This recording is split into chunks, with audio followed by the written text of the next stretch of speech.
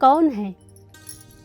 विशुद्ध सतत शुद्ध चैतन्य ही शिव हैं। मन, बुद्धि, चित्त, अहंकार, विचार, भावनाएं, स्मृतियाँ और इंद्रियाँ, इन सब का जो साक्षी है, जो नित्य, शुद्ध, अविनाशी, निराकार, निर्विकल्प और सर्वव्यापक हैं, वही वास्तविक स्वरूप शिव है।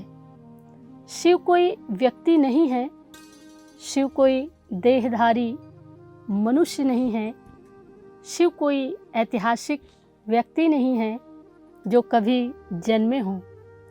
शिव किसी घर, पर्वत, मंदिर या किसी विशेष स्थान में सीमित होकर रहने वाले नहीं हैं। शिव इंद्रियों से देखे, सुने, छुए या कल्पना किए जाने वाले विषय नहीं हैं। विशुद्ध चेतना को ही शिव कहते हैं। जब चेतना मन, बुद्धि, अहंकार, राग, द्वेष, लोभ, मोह, भय, कामना और प्रकृति के समस्त बंधनों से मुक्त होकर अपने शुद्ध स्वरूप में स्थित हो जाती है, उसी अवस्था का नाम शिवत्व है। इसलिए निर्वाण षट्कम में बार बार उद्घोष है, चिदानंद रूपः शिवोहम शिवोहम, अर्थात मेरा वास्तविक स्वरूप शुद्ध चैतन्य और आनंद है, वही शिव है। अतः शिव को किसी रूप, रंग, शरीर, जाति, स्थान, समय, कथा या कल्पना में सीमित करना अद्वैत वेदांत की दृष्टि से उचित नहीं है। शिव का वास्तविक अर्थ है आत्मस्वरूप, विशुद्ध चेतना, शाश्वत बोध और अखंड चिदानंद।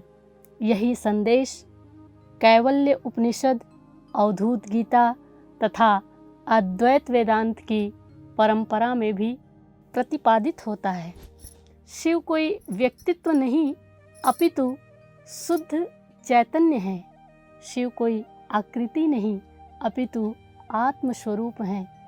शिव कोई कल्पना नहीं, अपितु स्वयं का नित्य, शुद्ध, मुक्त, बुद्ध स्वरूप है। इस विषय को स्पष्ट करने वाली एक छोटी सी प्रतीकात्मक कहानी सुनते हैं। एक गुरु ने अपने शिष्य को एक पुराना दर्पण दिया। उस पर इतनी धूल जमी थी कि उसमें कुछ दिखाई ही नहीं देता था। शिष्य बोला, गुरुदेव, यह दर्पण तो बेकार हो गया है। गुरु मुस्कुराए और बोले, धूल हटा कर देखो। शिष्य ने धीरे धीरे दर्पण साफ किया। जैसे ही धूल हटती गई, दर्पण चमकने लगा और उसमें सब कुछ स्पष्ट दिखाई देने लगा। शिष्य ने पूछा, क्या धूल हटने से दर्पण नया बन गया? गुरु बोले, नहीं, दर्पण पहले भी वही था, केवल धूल हट गई। फिर गुरु ने कहा, ठीक यही शिवत्व है। मन, बुद्धि, अहंकार, राग, द्वेष, लोभ, मोह और कामनाएं धूल की तरह हैं। जब ये हटते हैं तब कोई नया शिव उत्पन्न नहीं होता। जो नित्य से था वही प्रकट हो जाता है। शिव को बाहर मत खोजो, अपने अंतःकरण की धूल हटाओ। विशुद्ध चैतन्य स्वयं प्रकट हो जाएगा, वही शिव है। इसलिए शिव को पाना कोई नई उपलब्धि नहीं है, बल्कि अपने वास्तविक स्वरूप का प्राकट्य है। यही चिदानंद रूपः शिवोहम का सार है। हर हर महादेव। ओम नमः शिवाय।